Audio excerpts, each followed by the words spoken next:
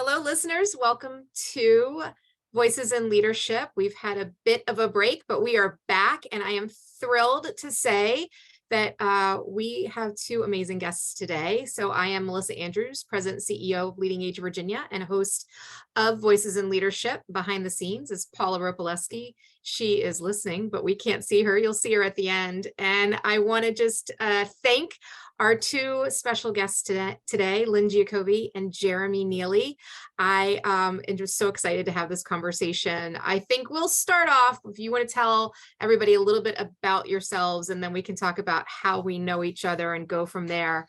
But Lynne, I know that Jeremy would want you to go first because he's such a gentleman. So we'll start with you. Well, thank you. Thanks, Melissa. And thanks, Jeremy. Thanks for having me. I'm Lynne Giacobbe. I'm the CEO of Kendal at Home. I have been here, actually, this week will be 19 years that I've been in this role.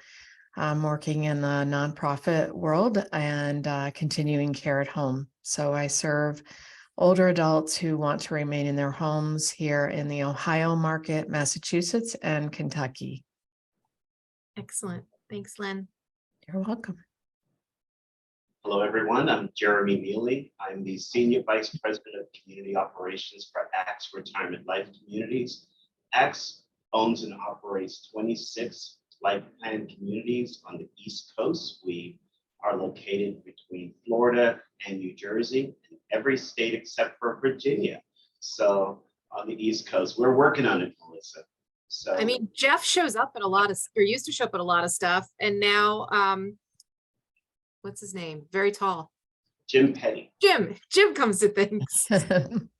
So I have been in this position since March of this year, but I've served ACTS in various roles since 1999. Wow. It's around a while. That's incredible. So we should just share with everybody that our initial connection is we were all in the Leadership Academy, the Larry Minnick's Leading Age National Leadership Academy together, class of 2010. Not only in the same class, we were on the same team together. It's very true. Yes. Should we disclose our team name? Sure. Yes, you can do that, Melissa. Well, so there was a lot of debate, right? I'll share the runner-ups, and then Jeremy, you can share what we landed on. So I think the runner-ups were Fabulosity, although Jeremy would probably say that was not a runner-up. I think we had 8 is not enough. Yes. Was one. I don't know. What were the other runner-ups? Runners-up. K calendar. Oh, that's Yep. right. There were quite a few others, but those were all negated.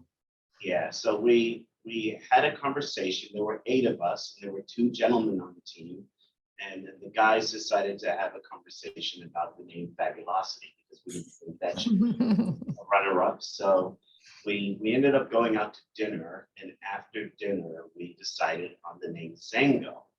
And we approached the ladies and said, we would love a different name. And we came to find out that Zango means give and take. So it was appropriate to change the name to Zango, and they all agreed. So It was a team bonding dinner for sure.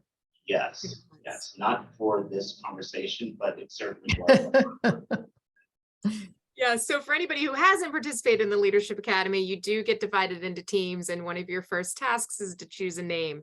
And what is interesting is we were class of 2010, and all these years later, we refer to ourselves not as Zango, but as Chosen Family, and that extends to our spouses, partners, extended family, kids. We really have an incredibly codependent group. And we'll talk about that. But before we go there, why don't you share just what drew you to this field? How did you end up in aging services? And Jeremy, since you have been in it for the longest, if that's even possible, I'll start with you. I don't know if I've been in it for the longest, but I ended up in senior services by mistake. I certainly when I went to college, I wanted to become a CPA, and I was studying for the CPA exam right out of college. And I took a temporary assignment with a chain of nursing homes.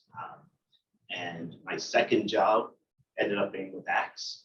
I was hired by Axe in 1999 in the accounting department, but really fell in love with the relationships and the engagement at the community level.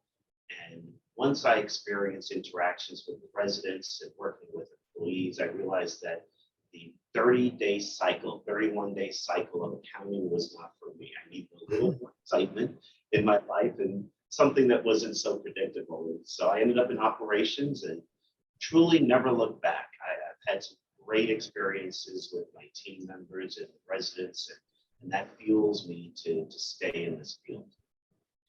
Jeremy, before I move over to you, Lynn, I'd love if you would share, as the girls were growing up, what was your tradition around this time of year at the community where you were ED?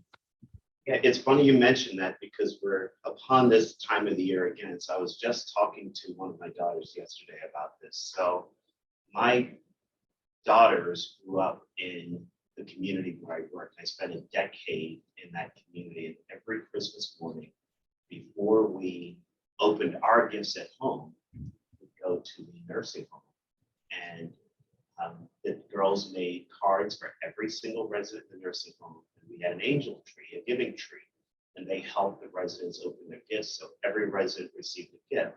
And I experienced a fortunate promotion several years back, and I moved out of that community. And the girls never experienced waking up and opening gifts. They always experienced waking up, giving, and then coming back home and opening gifts. They didn't know what to do on Christmas morning. I said, normal people wake up and they're excited to go downstairs and open their gifts. So we have been seeking other opportunities for outreach and giving. And my daughter just yesterday, she's a junior in college, said, I really miss you dressing up as Santa and us opening gifts with the residents. So that has been our tradition. We're seeking a replacement. That's amazing. I'll tell you that my daughter Eliza just went with her dad to a holiday party at one of the Asbury communities. And she came home and she said, can I talk to you? I talked to you in private. And I said, what's that? She said, that wasn't really Santa. And I said, oh, how do you know that wasn't Santa? I mean, she's 7. She said his beard fell down. Oh. And I said, oh gosh. I said, and she was, but I figured it out. I thought about it the whole way home. Santa cannot do all these appearances. He's got to work with the elves. He's got lots of cookies to eat. He's got to rest up. He has a big night. So these other Santas must just be helping him by going and finding out what children want and then reporting back. Stunt doubles. Yes, stunt doubles. Oh my goodness. All right, Lynn, I know you have not, I said you were in this the longest, Jeremy, because Lynn has not been in our field her entire professional life. You had it kind of a zigzag. So tell us about that, if you will.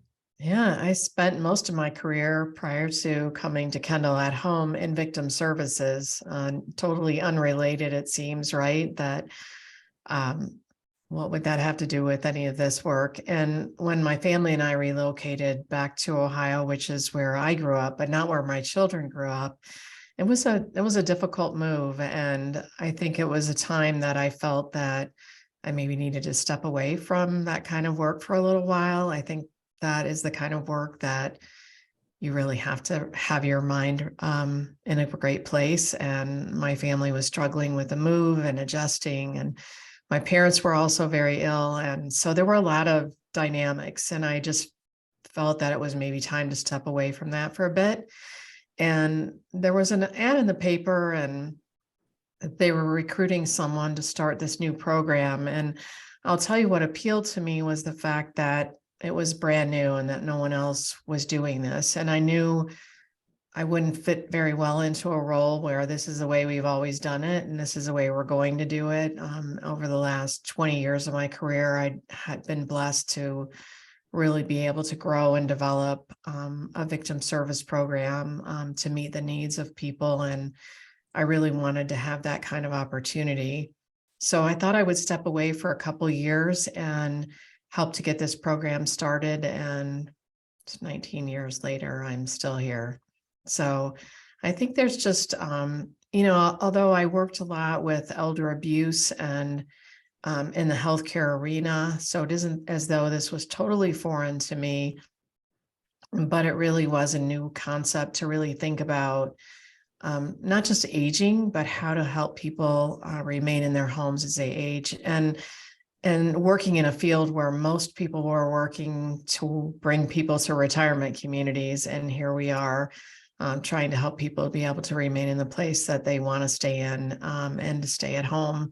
So it's been a journey, I think, to kind of find my place. And I'll be honest that the Leadership Academy was really a change for me. I think I was at a point in my career where I really was considering leaving and going back to victim services, where I felt I belonged, where I knew people, where I felt I had a place. And it really was through the experience of the academy that I realized that I did belong here, that I mattered and made a difference. Yeah, I think that's a general understatement, that you make a difference. I'm curious, the three of us have been in this field for on average 20 years.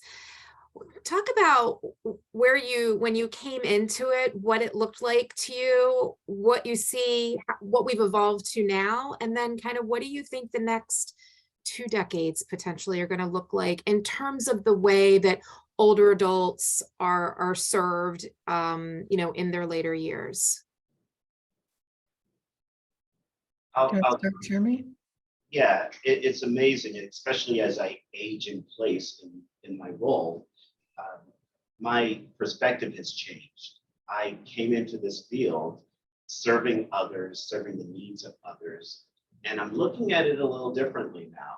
I am now seeking to serve myself as I age. So I'm looking at it a little differently as to what am I going to require this field to deliver for me to thrive in these spaces. So as we look at our life plan communities, we were designing for older people before. I'm now designing for myself. We were looking at services to deliver to elderly. My vision has changed in that I'm looking to have programming, engagement, experiences for myself. What is it going to take for this field to be prepared for me as you guys know, I'm north of 50 now, and I'm seeking to make sure that we're prepared for me. And that shift has forced me not to focus on age, but to focus on experience. And that is driving a lot of what we're doing with our work. So I really believe that the things I like to do, I don't want to stop doing them. So how do we create spaces so that you can live your best life? You don't go to a place to die. You go to a place to continue living and living your best life. So that's where it was when I started. I was a 20-something-year-old. All these years later, what does it need to be so that I'm living my best life in these spaces? Yeah, that's cool. That's a shift in perspective for sure. And you're like a smidge past 50, by the way, Jeremy. I mean, you can still round down. Yes. What about you, Lynn? I think when I first started, all of the work that we were doing was really focused on how we were going to deliver on services and how we would care for people as they aged. And I think, much as Jeremy talked about, our shift has really been about helping people maintain quality of life for as long as possible, maintain their independence. A lot of initiatives around falls prevention and really preserving cognitive abilities and quality of life. And what are the things that we can do and provide for our clients that can help them to achieve those goals as they're aging and be able to be in the place that they want to be, whether that's in their home or, maybe they do choose to go to a retirement community down the road or move near family or whatever it might be. But I think as we look at aging, it's as individual as we are. And we've had to adapt the way that we think about aging and what it is that's important to each of us as we continue to age. But I think for all of us, what we want is the best quality of life. And those experiences that we're going to look back on and remember and really embrace. And so that's really what we focused on. I think the other aspect of it is really looking at how to broaden the reach of what we're doing to serve people that maybe can't afford a retirement community or an at-home program, but really can benefit from all of the things that we're learning in terms of aging and wellness. And so our goal really now is expanding those services and really looking to broaden our horizons to meet a different demographic. Yeah, so the field has changed, is changing, continues to change rapidly. What excites you about the changing landscape? And then what do you think people who are not in this field, their biggest misconception is about the work that we do? So I'll start. Go ahead, Jeremy. No, you go ahead, Jeremy. I'll start with the second. Okay. The biggest misconception is that we run nursing homes, and the media has really done a number on nursing homes in that they rarely report the wonderful work, the great relationships, the satisfied residents and patients that exist and thrive on a daily basis. That isn't going to get reported. So that is the unfortunate misconception about what we do. I've even had family members who to this day still think I run a nursing home. That's such a small part of what we do. We pave the way for seniors to live their best life. We have seniors who are jumping out of airplanes, who are in rock bands, who continue to live their best life. And that unfortunately never makes it to the masses. And quite frankly, we need to do a better job telling those stories.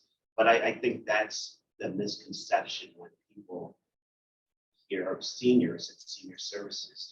They're looking at the age and the few years that they may have ahead of them, not realizing that they are wonderful years that they have ahead. Yeah. Lynn, you want to field that one too, and then I'll go to one. I think it's just related to that. The frail elderly is, I think that's the picture we see. We see our kids imitating what they consider elderly people to look like. And I think it's experiences, Jeremy, like you talked about with the girls, bringing them in and exposing them to experiences and encounters where multi-generational opportunities where they have the opportunity to really be engaged, and the wealth of wisdom and experiences, the opportunities we have to interact with the clients we serve are incredibly rich, and the experiences that they share with us and what we've learned from them over the years is amazing. And I think that our goal is really to try to highlight that second act. What is it that is still so important to these older adults? And they still have so much to offer and so much to live for. It isn't as if they're in a nursing home and they're locked away and they have nothing left to give. They still have a great deal to offer, and we have a great deal to learn from them as well. So I think there's still such incredible opportunities for us to continue to work together and learn from them. Yeah, it's so interesting to me. I always am amazed that if we're lucky, the majority of us grow up with grandparents who we revere, we love so much. And then somewhere along the lines, it's like we forget that the rest of older adults are like our grandparents, right? They're individuals that live full lives. Lynn, I know I sent you and our girlfriends a link to a podcast yesterday. Glennon Doyle and Abby Wambach on We Can Do Hard Things, interviewing Jane Fonda, who just had her 85th birthday, and was talking about the fact that she wanted to go live for a year in front of the White House in a tent to bring attention to climate change. And somebody had to say to her, you can't do that. Like, that's illegal. You can't do that. But as an example, right, Jane Fonda, like, there are so many people like that in the communities where we work. We all know these incredible human beings and hoped to be them right, in the future. Yeah. So And what, go ahead, Jeremy. I was just going to say, it is such an honor for us to be invited into that chapter of their lives. I was just going to share a quick story about a resident early in my journey.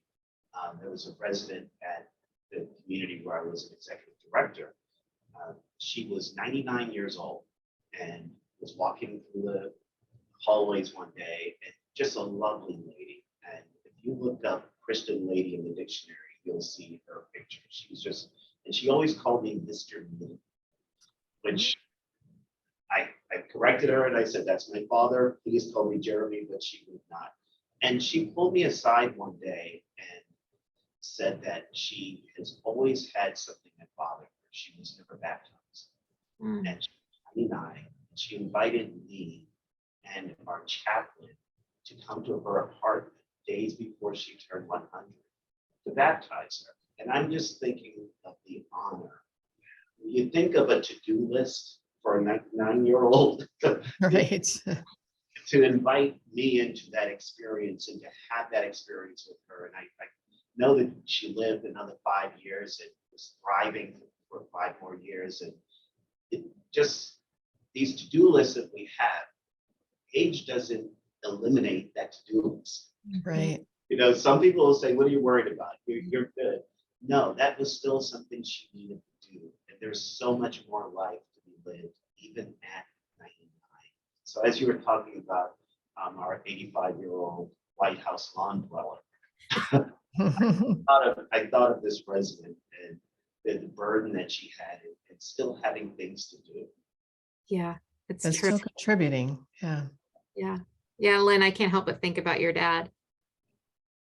Yeah. He's 92 and going strong. And it's, but I think that, as you talked about, Melissa, it's our grandparents and, it's all around us. I've been really fortunate most of my adult life to have had my grandparents very much a part of our lives. And I think, when I look back at Kendal, when I came to work here, and, one of the things I really looked at were the values. And I think about Untie the Elderly and the initiatives towards eliminating the use of restraints and remembering my grandfather as he progressed through dementia and being tied up in a bed and restrained and those kinds of things, and knowing that things have changed tremendously today, and that the dignity of older adults is respected and revered, and that we'll no longer allow them to age in the way that we once did.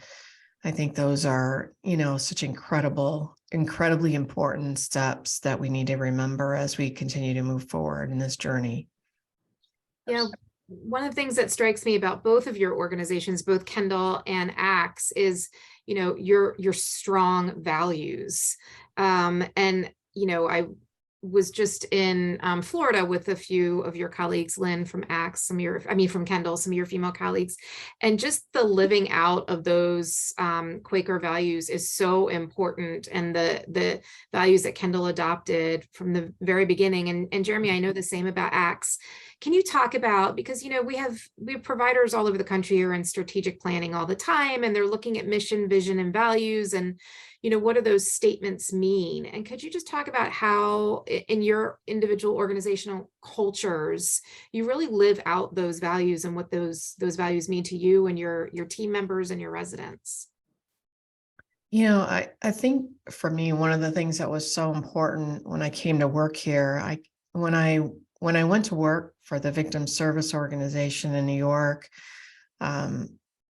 values weren't a very high priority for that organization when I went to work there. And I spent a lot of time those first couple of years really trying to repair damage that had been done. And so when I came to work here, I really did look for a place that had a strong foundation and a reputation, and that really did embrace those values. And I think one of the most important values here is that we believe in the light of God in every person, or the Spirit in everyone.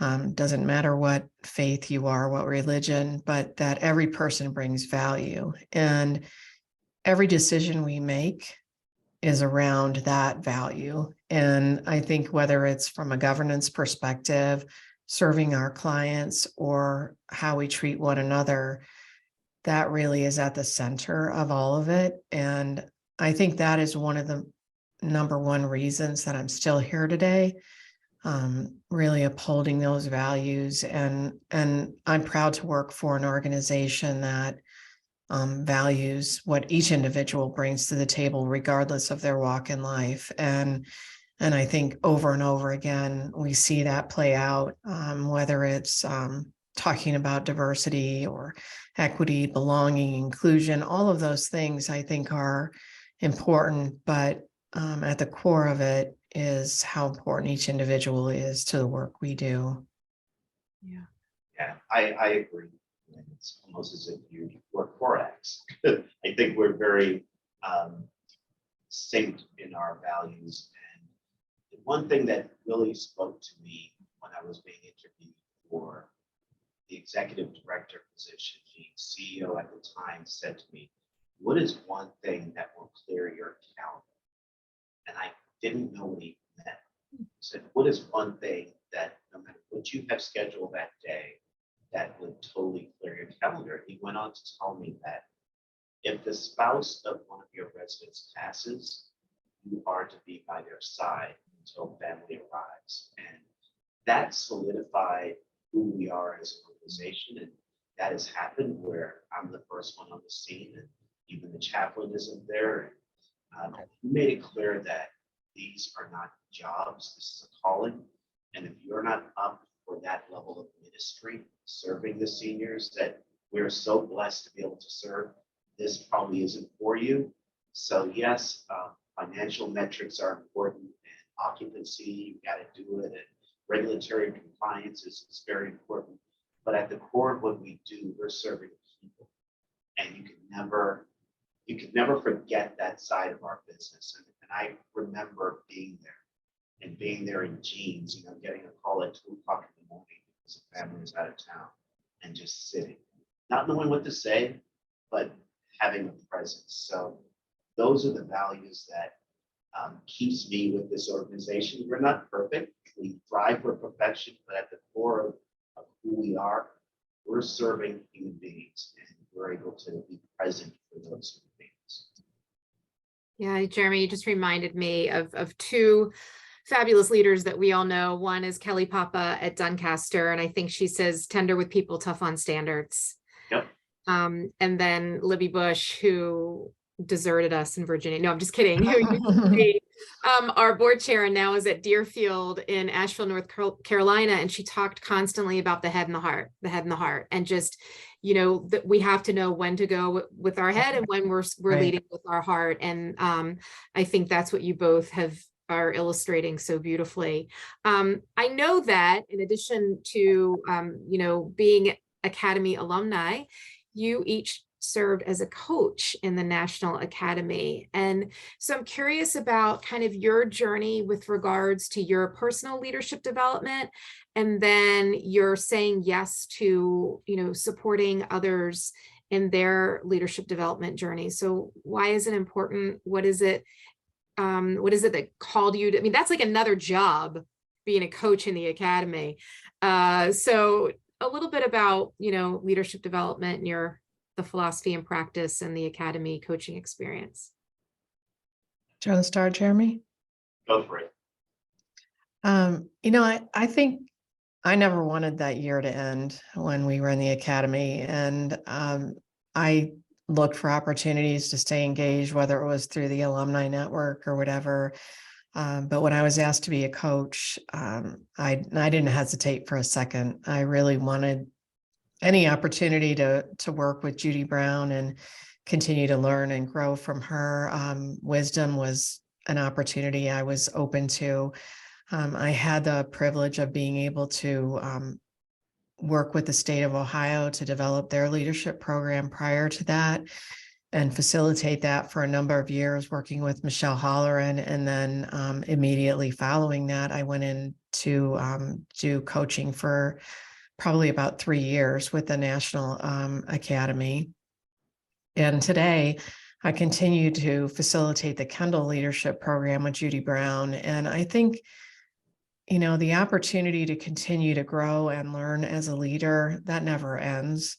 But the opportunity to really work with other emerging leaders and to be able to help nurture and help develop their leadership potential, help them to recognize the potential that they have and to see them really flourish has been an amazing experience. And I am so grateful to really still have that opportunity to continue to work. And, you know, there's not a day that goes by that I don't continue to learn and grow from this experience as well. But it's, you know, I think it's what fulfills me on an ongoing basis. And I really gravitate towards any opportunity to continue to be involved in the leadership work that we've had the privilege of being involved in all these years. It's funny you mentioned Libby earlier. I was Libby's coach when she went through the program. I know. What a great honor to be asked to coach. I didn't want the year to end like Lynn mentioned, and this was a way to continue that.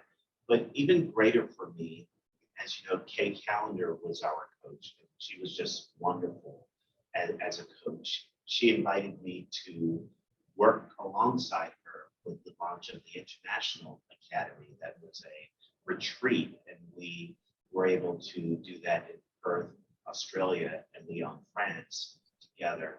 And what an absolute honor. I said to Kay, so how many others on our team said no? Stop it. What a great honor. And I got so much out of the academy, so many nuggets, so many things that I share with my children. I never mentioned the academy, but they rule of 6. They do so many things as we just go through our normal challenges throughout the day. To be able to share those things with others is what fuels me, what excites me. So I loved coaching. I am involved with the Axe Leadership Academy as well. And what's different for me, even though you have the title coach, I'm learning. I'm in the room and I'm still gaining these nuggets that I heard 10 years ago, but sometimes you can hear something today, hear the same thing 10 years later, and it's like, oh, that's what that meant. So I love being in the room. I love being a part of that process, and it just energizes me to be a part of it.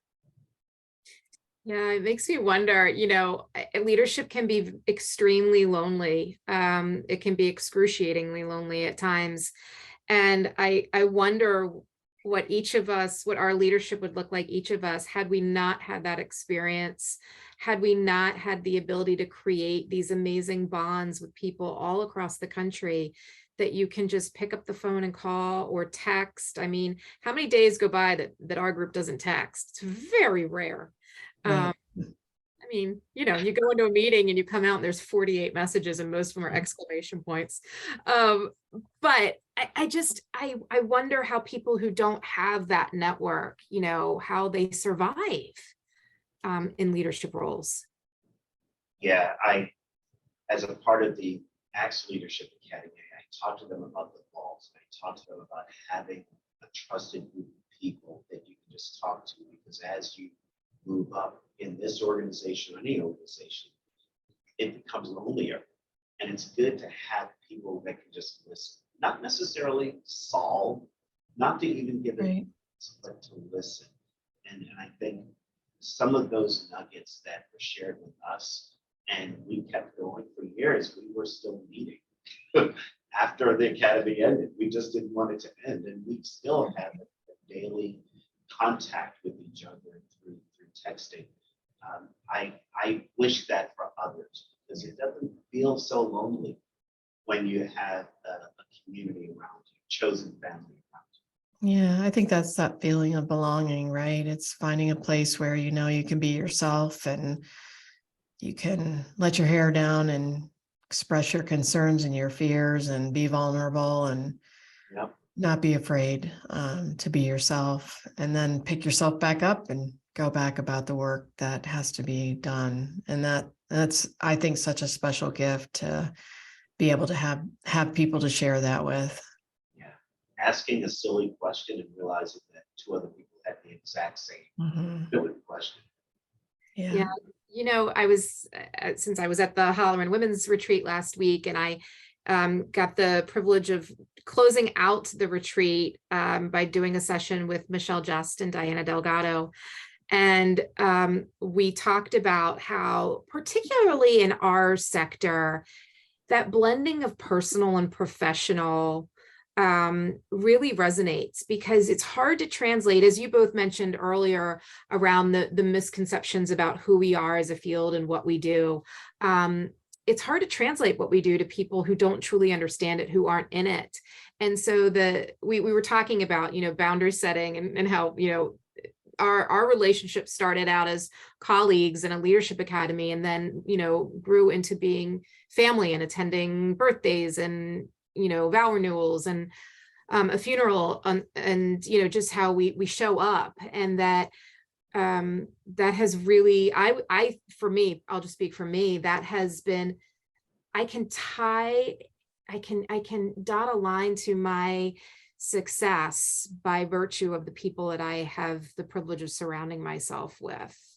And we were reflecting about how many of us have gone on to big leadership positions since that academy time. And perhaps some of that is due to the real support that we've been fortunate to build around us. And our message to people in the room were, seek that out, but you've got to use intentionality, or else it doesn't just happen by accident.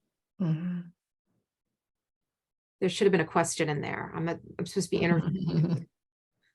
Oh, I I've been at the conference, so I'm going to yield to Lynne. Well, let me ask something else then. You know, as we kind of come up to the end of our time together, what advice would you give to your younger self starting out in this field? If you were, so, you know, we all work with students, right? We all work with interns who are coming in and they're so excited to change the world. We all have, you know, children. You know, when you think about people who are starting careers in our sector, what advice do you have to give them? That's a good question. I would love for them to see the full breadth of what we do and the opportunities. And you know, Lynn hit it on the head earlier that she was paving a way for what she was doing. Nobody could say to her, this is how we've always done it. Yeah. I would love for them to realize that they can chart the course for this field, and it's not something where the next generation is just going to accept what we've always done. So I want them to understand what we do, but don't let that limit innovation and creativity. Say, yeah, I'm okay at what I do, but please blow up everything I'm doing and chart your own course and reimagine our field. Yeah, I would say lean in and listen and learn and absorb as much as you possibly can and look for a new way. I mean, I think it's listening, it's learning every day for each of us. You know, no matter how old we are, there's never too late to learn new ways and to forge a new path. And I think that what an exciting opportunity to be just starting out in your career and have the opportunity to lean in and really make a difference. And there's so much opportunity. There's so many people aging today, all of us, you know, who's going to care for us? Who's going to forge the path ahead for us? And I think it's, I'm excited when I look at the young people we work with today and the breadth of knowledge they have and the opportunity they have to really make a difference and have their voices heard. Yeah, you know, when circling back to kind of, you know, the core values of Kendal and ACTS, and thinking about surrounding yourself with people who, when you are suffering your biggest bout of imposter syndrome, can say, I see you. Let me tell you what I see. Let me tell you about the light I see in you. which I think is something that all of us try to do for one another. And I encourage, but that comes from vulnerability, as you said, Lynn. So one of the things I encourage is you have to know when vulnerability is appropriate Right. in a setting, right? You don't want to go into every meeting and have your heart on your sleeve, but to understand that being vulnerable can reap rewards in ways that you don't even know that you're going to need at some point. So Yeah, just being open to that. Yeah. what have I not asked you to that I should have, or what have you not said that you wish you had? I mean, you know each other as well as I know each of you. So I was a little disappointed that the Philadelphia Eagles didn't come up, but that's just me. 11-1. I think we were talking about football when you could hear us, but you couldn't speak. And there might have been a reason for that. There you go. Jeremy, I don't know. I think the pink flamingo might be coming to my house. Rumor has it. I think, what I would say is gratitude. I think, Melissa, what you talked about, in that closing session, I wouldn't be here today. I know I wouldn't be in this role if it weren't for the network of support that I have. And I think that there's not a day that goes by since the Academy that I'm not grateful for that, for each of you, but for the change that it made in my life and the impact. And I don't think I recognized, how significant that would be over the years. But looking back, I know, there's so many instances where, I don't know how we would have gotten through certain situations without the support we've had from one another. And I think at times it's lending that support and sometimes it's needing it, and it changes at any given moment. And I'm just really grateful that I've been very fortunate to be a part of something that has been so meaningful all these years. It's made a huge difference, and not just in my career, but in my life and in my family's life. I mean, they are all probably as close to each of you as I am. So I think that speaks volumes. And there's probably not much we don't know about each other's lives, and that's a rare gift, I think. Everything Lynne said, but I would be remiss if I didn't mention some of the mentors and those who encouraged me in the early stages of my career. I recall I was on a temporary accounting assignment right out of college, and the controller at the time hired me and said, "You're going to be my boss one day." And my office was actually a table in the computer room. Computers took up a whole room. And I just remember how patient she was with my really silly questions. And I worked for a chain of nursing homes, and I kept hearing people use the term SNF. I had no idea what it was. I'm like, "I'm so sorry. I need you to help me with this." And that's how basic it is breaking into this field, because we love acronyms. And I share this to say that I'm at the phase of my career where I should be reaching out next wave of leaders. And Leading Age has done a wonderful job bringing students to the conference. And I've made it a point to engage with students when I'm attending the conferences. And I'm pleased to say I met a student several years ago and stayed in touch. And we had her come as an intern, and she's now the administrator at one of our communities and still going strong. She's probably going to take my position in a couple of years, but it's one of those things where you can pay it forward as you were blessed with mentors to now find talent, develop that talent, and give them the courage that they need, and the space to ask those silly questions and have them understand that they don't have to know everything. We've been for decades. Some of the things we know, we don't know where we picked it up, but we picked it up. And that's at this phase of my career, I really want to return the blessing that I received from some really wonderful mentors along the way. Yeah, I'm learning so much from our student interns, and these are remarkable young women. It gives me hope But then also what gives me hope is, you know, I mean, we've each had our academy experiences, but your organizations have invested in so many people through the academy, right? I mean, you go and you see, whether that be the state academy or the national academy, you each have participated in starting academies with your organizations. You know, as soon as one of the first things I did was launch our academy when I got in this job, you know, with Maryland and DC, because I mean, let's face it, because you're the best facilitator in the world, Dan Akins. But I think that once you've been bitten by that bug, you understand you want it everywhere, right? You want everybody around you to have the opportunity to have some type of meaningful professional development experience, because that's what sets the culture long term. And that's how we continue to thrive as organizations, don't you think? Absolutely. Absolutely. Well, I could talk to you both forever, as you know. So I just want to say thank you for taking the time to spend with me on our podcast today. I learned a lot, which says something, and you've been friends for a long time. You still have things to learn about each other. So thank you so much for being a part of this today. Thank you for having us. Appreciate it. Thank you. Okay, I'm biased, obviously, because I have personal relationships with both of them. But boy, did I enjoy that. So you behind the scenes, Paula, what did you hear that resonated the most with you? I think it's the thing that I've been hearing all along for the past few months from a lot of the leaders. It's like, I'm thinking about myself and my retirement and what do I want in a community?